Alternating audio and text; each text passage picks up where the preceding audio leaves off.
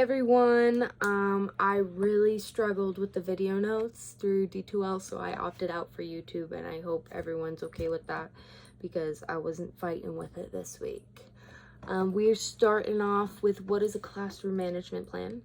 In my mind, it is the basic structure and foundation of your classroom. It is the what, when, where, who, when, why, how. You know, I think I said that twice, but that is what it is, and it sets you up and prepares you for the year, for everything you need to make sure you touch base on with students, like procedures. They need to know all of those. They need to know what's expected of them. They need to know who you are, what's going on in the classroom, where things are in the classroom, if they need something, where they can find that. And that's why your class should be organized, which I'll mention in another point. But yeah, having one in place saves you that extra step of planning. You can just look back into your classroom management plan and be like, oh, this is what we're doing. This is what we got going on. And it prepares you for the unexpected. How are you going to adapt when something happens that you weren't expecting to happen?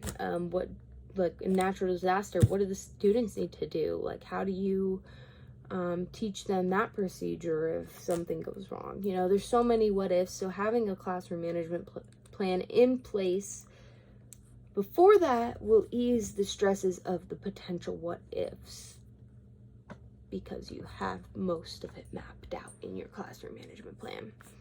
And that's why it's important so your classroom runs smoothly. This can be the structure of your classroom, where everything is.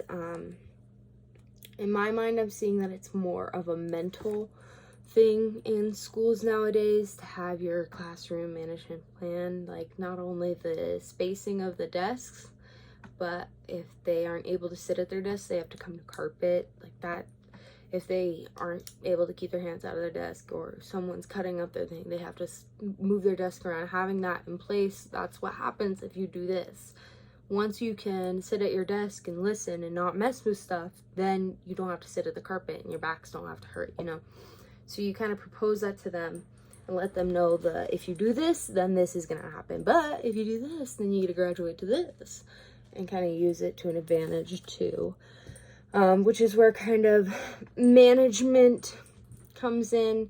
You're overseeing and training the students as a teacher, versus disciplining them by letting them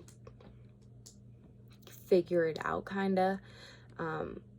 You know, discipline's kind of where they aren't listening, or they weren't given an expectation, so they kind of do whatever they want, and in return they have a negative consequence because they're lost. They don't know what's expected of them.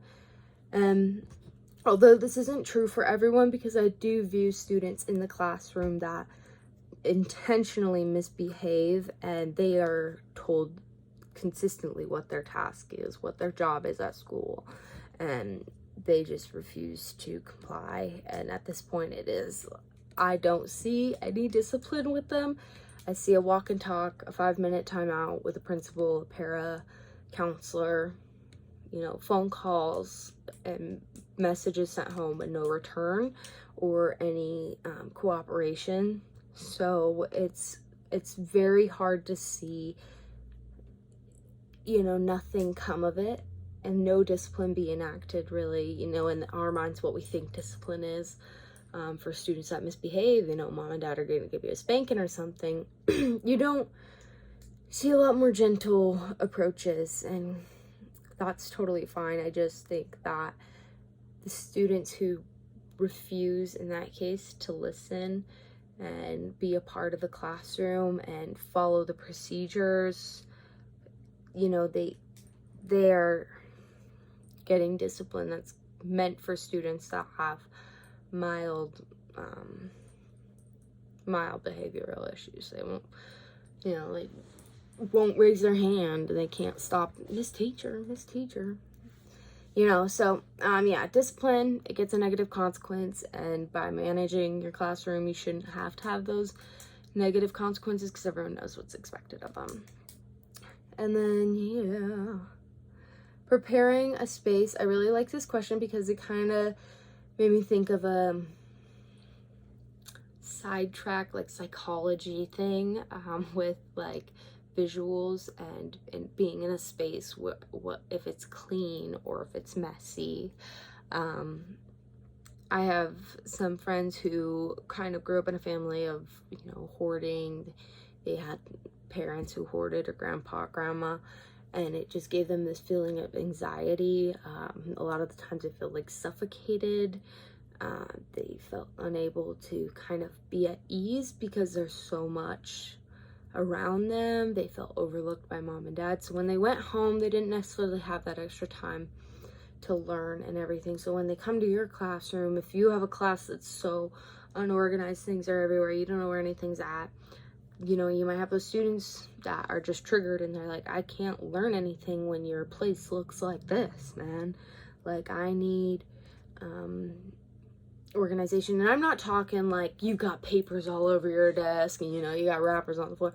I'm talking like stacks and like just like extreme hoarding. So this is, if your classroom's a little messy, totally get it. But it's like years of work, like for those 25-year teaching students that are teaching, 25-year teachers. Y'all know what I'm trying to say. Teachers who have taught for 25 years. There we go. And they have files and books and whatever it may be. It just can cause students, there's too much to look at. There's too much distraction. You have to limit it, minimize. And I love things. I love things that are pretty. I love things that get my attention. And that's what I probably struggle with, because I know students will also love that stuff. But that could also be a connection point. We never know.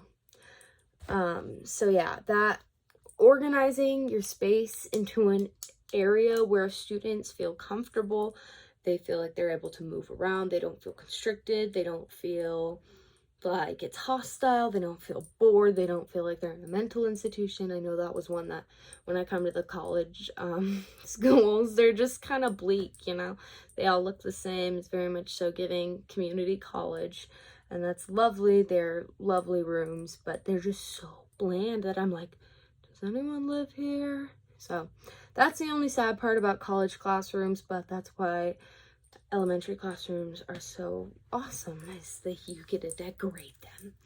And then 7 levels or 7 things that students might worry about. The one I picked out was, will my teacher treat me fairly? And then what I added to it was, like, are they going to understand me? I feel like some students who maybe feel outcasted and maybe they struggle and they just want their teacher to understand.